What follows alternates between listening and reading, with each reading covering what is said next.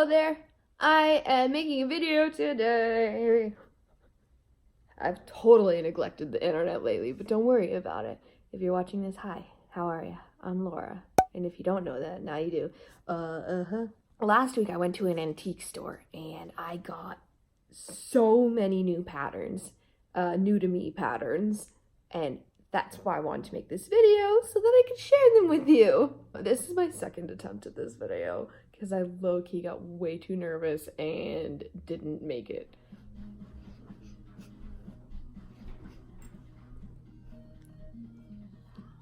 So that happened.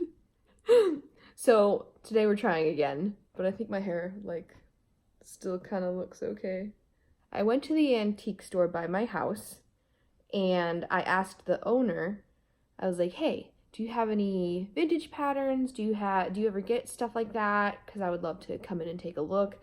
And she said, yeah, let me find them. But she couldn't find them. So she was like, here, I'll text you when I do find them and you can come back. So like a few days later, she texts me and I go back, and I'm not really expecting much because usually even at antique stores, the patterns that I find are not really my aesthetic. They're like 70s or 80s, which is fine. I still buy those. I have a huge collection of 70s and 80s patterns, but and 60s, but it's really hard for me to find 40s and 50s patterns. But I came anyway, and this was the best selection of antique vintage patterns that I've seen, and for a pretty decent price. I got them for about $8 each, and I got 12 of them. And I do have some other patterns in this haul that I have never shared before. It all just kind of got mixed up, so we'll cross that bridge when we get there. But the pattern that I'm really excited about is this one. And you might be saying, hey, that's not a pattern, that's a notebook. And I'm like, are you sure? They're both made out of paper. Oh wait, you're right, this isn't it. This is the pattern. It matches. Yeah, I got this notebook as a present from my mother-in-law, and I just really loved the illustration. And I was like, oh geez, if I ever come across that, for a decent price, because I can find this pattern online for like $35, but I just didn't want to pay that. Yeah, when you buy vintage patterns online, they can be kind of pricey. But for $8, I think that's a really good deal. And it's about my size. Honestly, all vintage patterns are roughly my size. It just seems that everybody was kind of small. I don't know. I looked up when this was from exactly. This is from 1955. Some of these I know when they're from, and actually this is only one other. Anyway, you can look up the exact year when it was printed. I just haven't done that on other ones, just that one. This is 1955. The next pattern that I got that I'm really excited about is from about the same time. I haven't looked it up, but let me take it out of the sleeve so that you don't see the shiny glare. Simplicity 1726, and I love the midriff of the gathering on the red version, and I love the sleeves. I actually have, this has actually been used in modern simplicity marketing as well, and I didn't know that until I was going through my things yesterday. I have some wrapping paper that has this on it. Here, let me find it real quick. It's really cool. Yeah, I have not opened this wrapping paper, but you can see, there she is. I don't know why the green dress isn't on here too, because this green dress looks super Christmassy too, but it's not on here. It's just the red one right there. But I thought that was really interesting too. So I got essentially two patterns that, this one was my Holy Grail pattern that I was like, oh gosh, I hope I come across that one day. And this one's just kind of like a bonus that I really like too. For $8 each, that's not bad. I also got a lot of 40s patterns in this haul. This is Vogue 5795.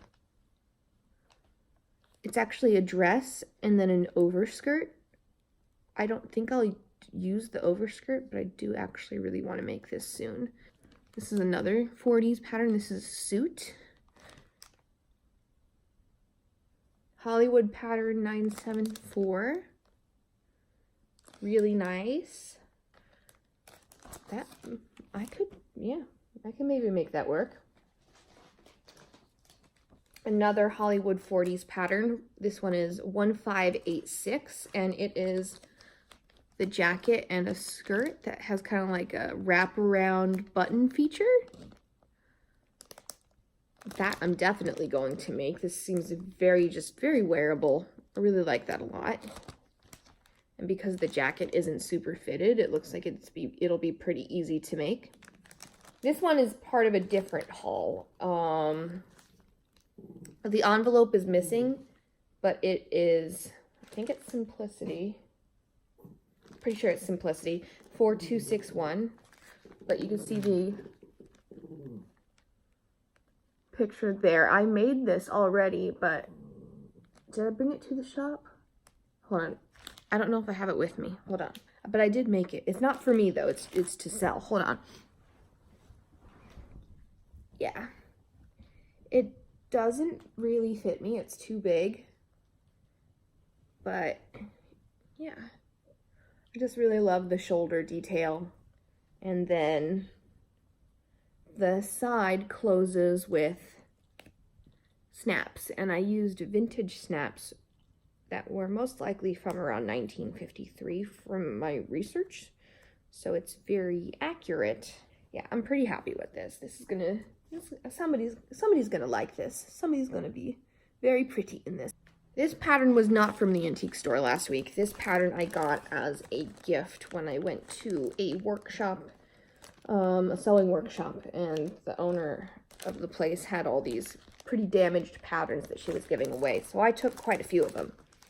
And that was in September, but this is my first time really showing them anywhere. So I'm including it in the haul anyway.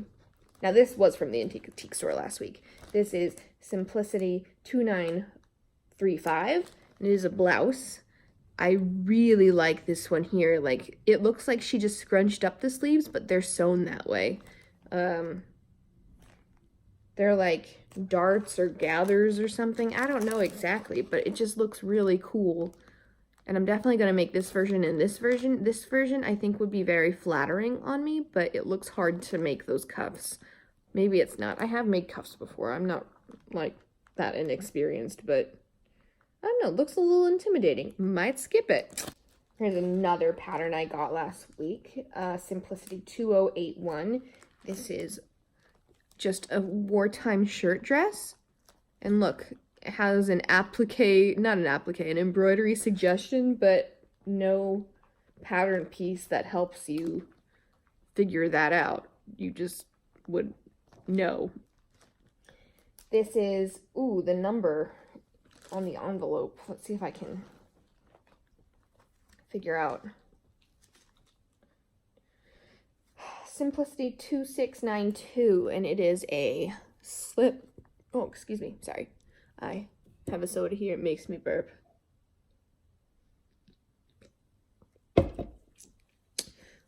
This is Simplicity 2692, and it is a slip and some little panty type French panties. I think that's what they're called. I genuinely need more slips because I only have a few. But you can find slips at thrift stores for like $2, so I don't know if I'll actually make this or if it's just going to be a collection item. Here's a 40s prom dress, McCall 5987. This I think would be very wearable today. I think a lot of people would really enjoy this one. So I'm really happy about that. The summer maxi dress. Into it. Oh wait, here's another wartime shirt dress. Dewberry 5686. Yeah, this is new too. Has a little bit of mold on there. I read it. Oh gosh.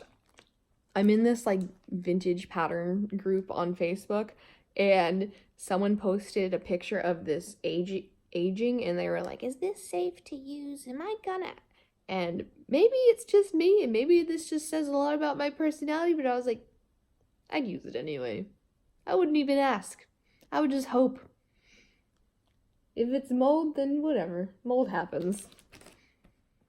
Oh, this is another one that was damaged that I got from that workshop. This is, I think, a Simplicity as well.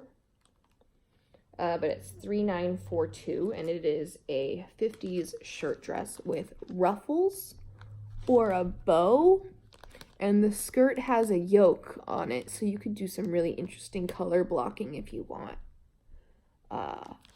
Yeah, I definitely want to make this one. This one is really cool. And that bow is just insane. That one, I'm pretty sure this one looks exactly like, there was an episode of The Marvelous Mrs. Maisel in like the first season where she like got a job and she basically wore that dress. This one is included in this haul, but I don't know where I got it. All my patterns are a bit mixed up. Don't worry about it, but this is actually really cute. It's like a little tunic. I think it's 50s, but this one has a raglan sleeve top on it. Yeah.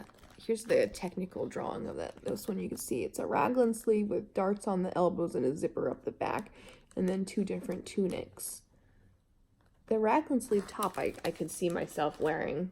This one I also got from that workshop.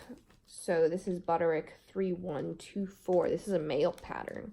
It is a hoodie. And I didn't know men wore hoodies until like, I don't know, I thought hoodies were like an 80s thing, maybe. I don't know, but I was very interested to be like, oh, whoa, hoodies were a thing long before I thought. And then this is like a loungewear get-up, matching boys and men's. The illustration is just too cute. I don't know if I'll get around to making that ever, but I like it in theory. Ooh, this one's really pretty. This one I also got from that workshop. Again, I'm guessing it's Simplicity, but I actually really want to know, so I'm gonna unfold this. Yes, Simplicity 4172.